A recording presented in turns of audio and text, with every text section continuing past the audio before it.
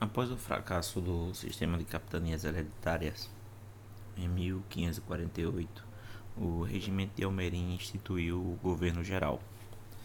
E nesse novo regime, a partir de 1549, o Brasil recebeu administradores que deveriam centralizar a administração. O primeiro governador-geral, Tomé de Souza, foi seu responsável pela fundação da cidade de Salvador, instituiu o primeiro colégio jesuíta, vinha aqui com os bispos, instituiu o primeiro bispado e assim proporcionar também, além da missão política, a missão religiosa. Mas ter destaque para a ação do padre Manuel da Nóbrega, que tem nos seus sermões importantes fontes históricas do período colonial do Brasil. Duarte da Costa, a partir de 1553, vai continuar a sua atividade administrativa, também desenvolvendo empreendimentos de conquista de índios, conquista de territórios, aprisionamento de índios e vai trazer aquele que vai ser considerado um dos expoentes também da missão jesuíta no Brasil, que é o padre José de Anchieta, que vai fundar o Colégio São Paulo, que vai dar origem depois à cidade de São Paulo.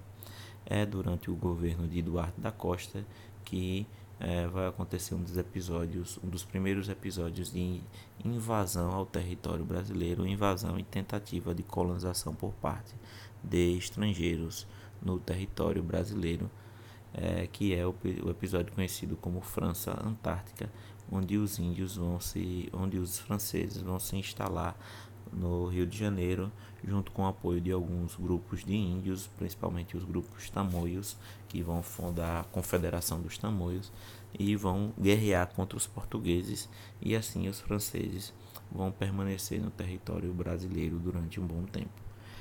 Eles só vão sair durante o governo de Mendes Sá, que junto com seu sobrinho Estácio de Sá, além de expulsar os franceses, que vão fazer uma nova tentativa de invasão em outro território, que vai ser o território do Maranhão, mas isso posteriormente. Mendes Sá vai fundar a cidade de São Sebastião do Rio de Janeiro com seu sobrinho Estácio de Sá. O governo geral também tem uma quarta fase no período em que, após a morte de Mendes Sá, o governo geral do Brasil vai ser dividido em governo do Norte e governo do Sul.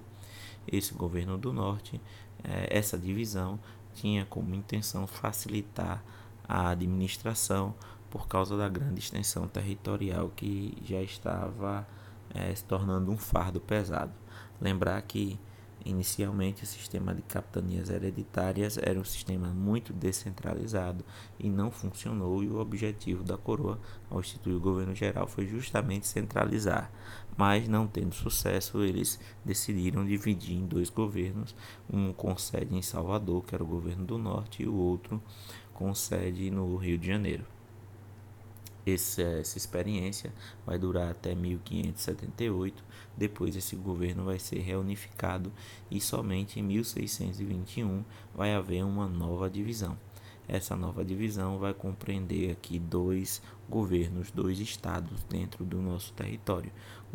O estado aqui em amarelo, o estado do Maranhão, e o outro, o estado do Brasil.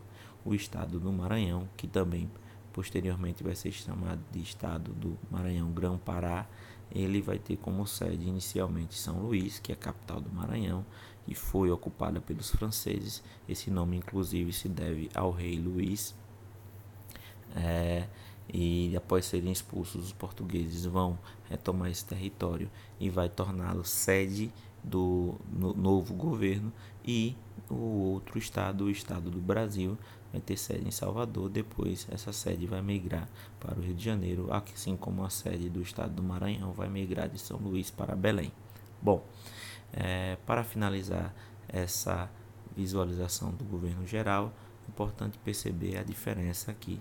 onde nós temos um Brasil até 1573 que respeitava a linha demarcatória do Tratado de Tordesilhas e posteriormente, no período de 1621, nós já temos um Brasil com as feições muito mais próximas do que temos atualmente. Isso se deve por causa do processo da chamada União Ibérica, que vou explicar em um outro momento. Mas, para adiantar, a União Ibérica vai ser o período de governo no qual a Portugal e seus territórios conquistados vão estar sob o domínio da Espanha. Portanto, essa divisão que nós temos aqui do Tratado de Tordesilhas, em que um lado era território português e o outro espanhol, ela a partir do momento da União Ibérica não vai fazer mais sentido.